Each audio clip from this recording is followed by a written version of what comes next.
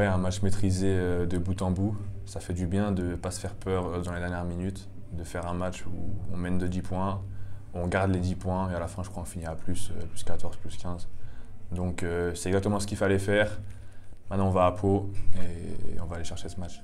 Ben, écoutez, la satisfaction, c'est clair que on a fait le match qu'on voulait faire et qu'on savait qu'on devait faire face à une équipe d'Angers qui est, on l'a vu, a beaucoup de talent. Ils n'ont pas eu les résultats qu'ils ont eu ces derniers temps pour rien. Même si voilà, on voit qu'ils sont peut-être un peu plus friables dans les moments quand ils étaient un peu dans le dur, mais malgré tout, ils n'ont jamais lâché. Et ils ont toujours été capables de trouver des paniers, trouver des solutions. Ils nous ont posé des problèmes avec des changements de défense, mais on a su rester lucide, garder vraiment la maîtrise de ce qu'on voulait faire. Donc j'ai juste à féliciter mes joueurs. On savait l'importance de ce match.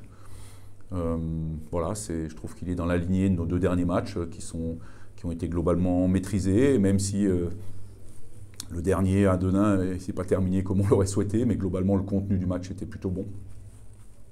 Là, on a été capable de garder et la lucidité et l'efficacité 40 minutes, donc c'est bien, c'est une bonne étape de fête. On sait l'importance qu'avait ce match. Maintenant, il n'y a rien de plus d'acquis. On est en meilleure situation clairement après le match qu'avant, mais il n'y a rien d'acquis. Donc dès demain, on se remet au travail et on va se concentrer sur le prochain match. Bah déjà, jouer à Pau sans les célébrations, c'est mythique, parce que c'est un grand club du basket français.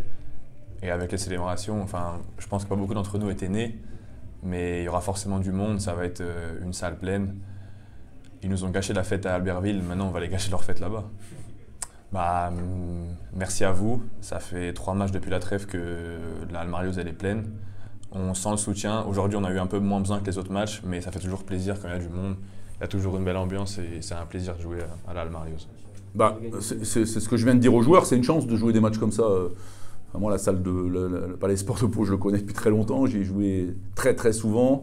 Je pense que le palais va être plein, il y aura 8000 personnes dans une ambiance de corrida. Donc quand on a la chance de pouvoir jouer des matchs comme ça, eh ben, il faut en profiter, il faut être prêt. Il faudra qu'on fasse le match parfait ou quasi parfait si on veut avoir une chance. Mais voilà, on va jouer notre carte à fond. La pression, elle est clairement sur les épaules de Pau. Ils ont eu quelques difficultés dans les derniers matchs qu'ils ont joués à domicile. Donc nous, clairement, là pour le coup, autant ce soir, c'était un match où on avait beaucoup à perdre en cas de défaite. Bah, vendredi, on a tout à gagner en cas de victoire. Voilà. Donc on va l'aborder comme ça.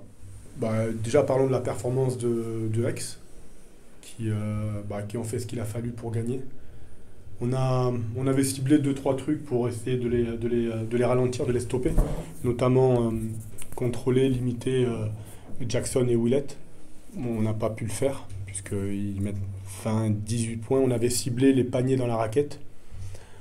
On l'a pas fait. On l'a bien fait en première mi-temps. En deuxième mi-temps, ils ont pu mettre des paniers, rentrer la balle dans la raquette et mettre les ballons. On avait ciblé le rebond et on a perdu la bataille du rebond. Voilà, donc déjà, à partir de là, c'est compliqué de gagner. Ensuite, on les tire. À un moment donné, le basket est un sport d'adresse et ça fait quand même 2 matchs où on shoot à 23% à 3 points. Et c'est difficile de gagner des matchs en shootant à 23% à 3 points. Là où Aix, ce match-là, on shoot 30%, mais surtout, il shoot à 70% dans la raquette. Donc, clairement, on n'a pas pu stopper leur force, en fait, tout simplement.